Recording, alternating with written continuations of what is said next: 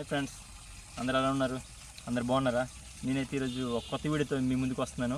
అది ఏంటి అంటే కదా, పళ్ళు దొమ్మడానికి బ్రష్లు అవన్నీ చేసుకుంటున్నారు. అంటే ఆ బ్రష్ల్లోనే వేరే వేరే కంపెనీలు ఉన్నట్టు మనకి అప్పటి రోజుల్లో అంటే పూర్వకాలం రోజుల్లో మా గిరిజన ప్రాంతాల్లో అయితేనేమి ఇంకా వేరే ప్రాంతాల్లో అయితేనేమి చాలామంది పొలం పనుల రీత్యా వెళ్ళి అటువైపే కాలకృత్యాలన్నీ కంప్లీట్ చేసుకుని వచ్చి ఇంటికి భోజనం చేసేవారు. అయితే ఇప్పుడు ఈ పొలదుంపల రకాలు మీకు నేను చూపిస్తాను. అంటే మా గిరిజన ప్రాంతాల్లో ఎక్కువగా ఏ పొలదుంపలు చేస్తారు, ఎలా చేస్తారు అనేది నేను మీకు చూపిస్తాను. అవేంటి, అవి ఎలా ఉంటాయి, వాటి యొక్క ఉపయోగాలు ఏంటి అని మొత్తం చెప్తాను నేను మీకు. మీరు తెలుసుకోండి, వీలుంటే మీరు కూడా చేయండి ప్రతిరోజు. ఈ ఈ మధ్యకాలంలో ఒక న్యూస్ అయితే ట్రెండ్ అవుతుంది. మనకి పేస్టుల ద్వారా బ్రష్లు చేయడం వల్ల క్యాన్సర్ వచ్చే అవకాశాలు ఉన్నాయని చాలా దగ్గర నేను రీల్స్ కానీ వీడియోలో చూస్తున్నాను. అదే మనకి పళ్ళదుంపలు చేసినట్టయితే అటువంటివి ఏమి రావు. ఇంకా చాలా బెనిఫిట్స్ ఉంటాయి. మనకు పళ్ళు కూడా చాలా స్ట్రాంగ్ అవుతాయి. మనకైతే పళ్ళదుంపలు చేయడం వల్ల చాలా ఉపయోగాలు ఉన్నాయి. మనకి పుచ్చిపళ్ళు అనేవి రాకుండా ఉంటాయి. నెక్స్ట్ నోట్లో దుర్మాసాలు, ఈ నాలుకలంట పొక్కులు వస్తుంటాయి కదా, అవి ఏంటి రాకుండా అయితే ఉంటాయి. మనం కొన్ని పళ్ళదుంపలు చేయడం వల్ల మనకి మన ఏరియాలో దొరుకుతాయి కాబట్టి మేము చేస్తాము. ఇంకా చాలా ఊర్లో అయితే దొరకవు కాబట్టి తప్పదు. ఇంకా అయితే ఎప్పుడైనా మీకు అందుబాటులో ఉంటే మాత్రము తప్పకుండా ఆ పళ్ళదుంపలు చేయండి. వాటి వల్ల చాలా ఉపయోగాలు ఉన్నాయి ఫ్రెండ్స్. అయితే ఇప్పుడు నేను ఒక్కొక్క పళ్ళదుంపకి ఒక్కొక్క ప్రత్యేకత ఉంది. ఆ పళ్ళదుంపలు చాలా చోట్ల మనకి లభిస్తాయి కనుక ఇప్పుడు ఏ పళ్ళదుంపలు చేస్తారు అవన్నీ నేను మీకు చెప్తాను. మేమైతే ముఖ్యంగా ఏ పళ్ళదుంపలు చేస్తామంటే ఫ్రెండ్స్ చూడండి ఫ్రెండ్స్, ఇదైతే మనకి రన్నబిల్లి పళ్ళదుంప అంటారు. అయితే ఇది చాలా ఎక్కువగా దొరకడం వల్ల మా వాళ్ళు ఎక్కువగా చేయడానికి ఇష్టపడతారు.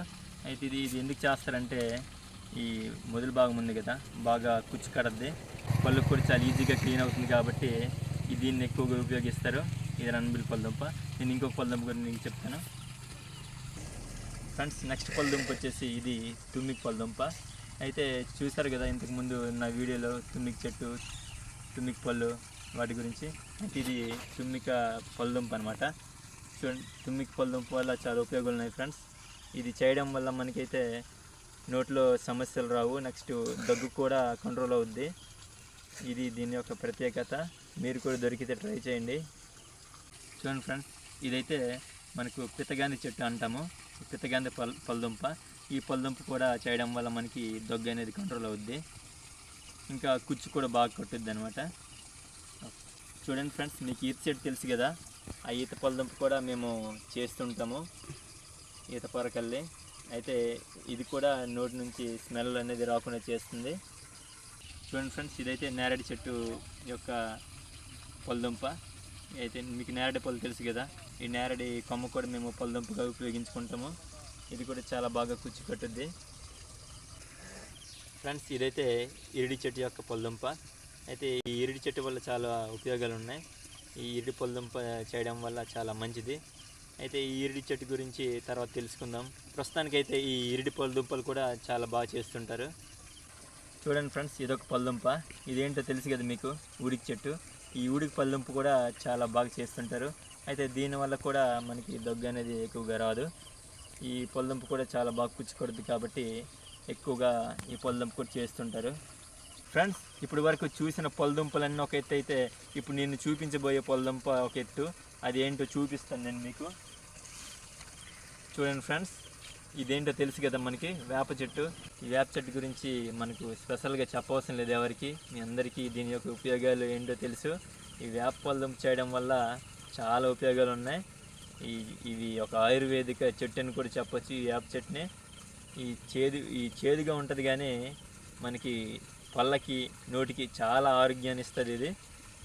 అయితే ఈ చెట్టు యొక్క పళ్ళదుంపలు రోజు చేయండి, దొరికితే వీలైనంత వరకు చేస్తే చాలా మంచిది. పళ్ళకి ఏ సమస్యలు ఉండవు. ఇది వేప చెట్టు యొక్క గొప్పతనం అని చెప్పొచ్చు. ఆయుర్వేదిక్ మెడిసిన్ చెట్టు అని కూడా చెప్పొచ్చు. కనుక వీలుంటే ట్రై చేయండి.